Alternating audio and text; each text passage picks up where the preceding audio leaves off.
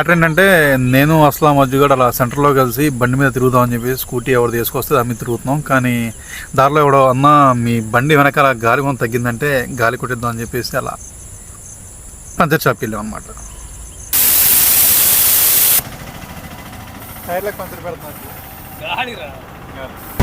Bullet అమ్ముతున్నా talk వచ్చింది అంత 1,99,000 అడిగాడు. 99,000 అడిగాను. 1,99,000 ఏంటి ఎన్ఫీల్డ్ 1,99,000 బండి అడిగాడు మొబ్బులు గారు. నేను 1,30,000 ఇస్తాను.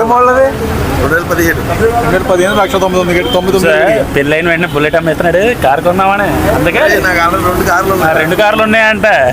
ఓకే ఎక్కడ బయలుదేరారైతే గాలి కొట్టించుకున్నాం, తిరుగుతాం బండి మీద.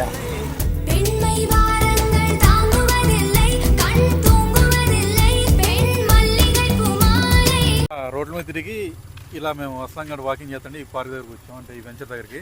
అయితే వీడికి అజ్జుగడికి ఫోన్ వచ్చింది బండి ఇచ్చేయమని చెప్పి. అంటే బండి ఇచ్చిన వాళ్ళు ఫోన్ చేశారు, మా బండి అక్కడే ఉంది కాబట్టి నేను బండి కోసం బయలుదేరుతాం. అస్లాంగఢ్ మాత్రం ఇక్కడే వాకింగ్ చేస్తా అని చెప్పాను. అస్లాం మేము వెళ్తున్నాం, బండి ఇచ్చేసి వస్తాం. ఫోన్ వచ్చింది. బండి తాను మేము బండి తెచ్చుకో రావాలి, మాకు బండి ఉండదు కాదు. ఒంటరి ఇక్కడ వచ్చేస్తాం. సారీ బ్రో, లేట్ అయినందుకు. చాలా లేట్ అయిందా? అజ్జుడికి ఫోన్ చేశా, ఫోన్ లిఫ్ట్ చేయట్లేదు. వాకి నుంచి మెల్లిగా చీకట్లో ఏం చేస్తామని చెప్పి ఇటు అస్లాంగఢ్ ఇంటి వైపు వచ్చాం. కానీ ఏంటంటే ఈ ఇంటికి ఇటు గేట్కి తాళం వేసిండు, ఆ తాళం రావట్లేదు. ఇందాక ట్రై చేస్తాను. అరే ఈ తాళం తీసినట్లేదు రా, ఎవడింట్లో తాళం కన్నం వేయడానికి ప్లాన్ చేసినట్టు ఉంది. ట్రక్ అయి దొబ్బింది ఇది.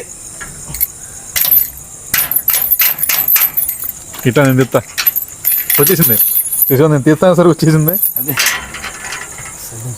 ఇంట్లో ఊరు వెళ్ళారు కాబట్టి అస్లాంగఢ్ ఒక్కడే ఉన్నాడు కాబట్టి మమ్మల్ని ఆడు ఆహ్వానించింది అనమాట. అరే అజ్జుగాడు వచ్చేదాకా కాసేపు కూర్చున్నాం. నేను ఈలోపు ఆడి ఫోన్ ఛార్జింగ్ అయిపోయిందంట, ఈలోపు ఛార్జింగ్ పెట్టుకుంటాను. గారు ఎప్పుడో వస్తారని చెప్పి ఇప్పుడే వచ్చారు. ఎటు ప్రోగ్రామ్ అది సాయంత్రం చెప్పిండుగా. ఏం చెప్పిండు? నేనేం చెప్పలేదు బ్రో. ఏదో చెప్పినట్టుందా? నేనేం చెప్పలేదు. ఇందాక అజ్జుగాడు ఏం చెప్పిండంటే దాబా కట్టి వెళ్దాం. లైట్ ఆపేసండి రా, లేట్ అవుతుంది ఇప్పటికే, మళ్ళీ 3 మారిపోతాయి. మా ఊర్లో వినాయక చవితి సెంట్రల్ మొత్తం లైటింగ్ గీటింగ్ పెట్టేశారు మస్తుగా. ఇంకా మేము దాబా కోసం తిరుగుతున్నాం రోడ్ల అమ్మటి పడి. ఎక్కడైనా దాబా ఎక్కడ చూసినా కూడా ఏ దాబా తీసలేదు వాళ్ళు ఎక్కువ శాతం. ఒకవేళ దాబా తీసిలేకపోతే, మేము అనుకున్న దాబా తీసిలేకపోతే మేము అజ్జుగాడు అస్లాంగఢ్ తర్వాత ప్లాన్ బి ఒకటి చెప్పారు, దాన్ని ఫాలో అవుతాం.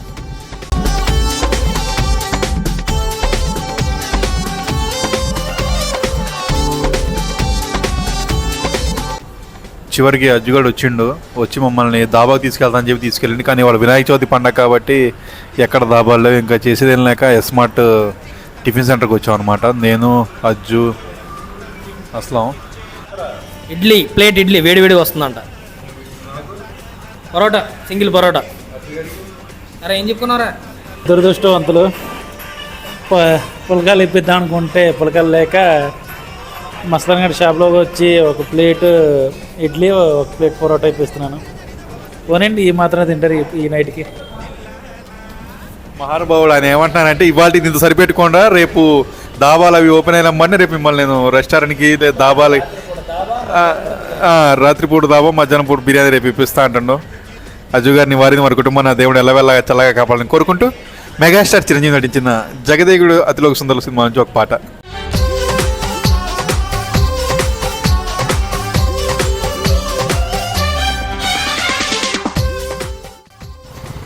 ప్రశాంతంగా టిఫిన్ చేసి ఇంకా సాధించేసామని చెప్పేసి ఇంకా ఇళ్ళకి బయలుదేరాం. ఇవాళతో చాలా రోజుల తర్వాత బ్లాగ్ తీసాను, ఆనందంలో ఈ బ్లాగ్ని ముగిస్తున్నాను. Thanks for watching. చీకటి అయిపోయింది అనుకున్నా తెలిసి. Thanks for watching. Tata bye bye, see you.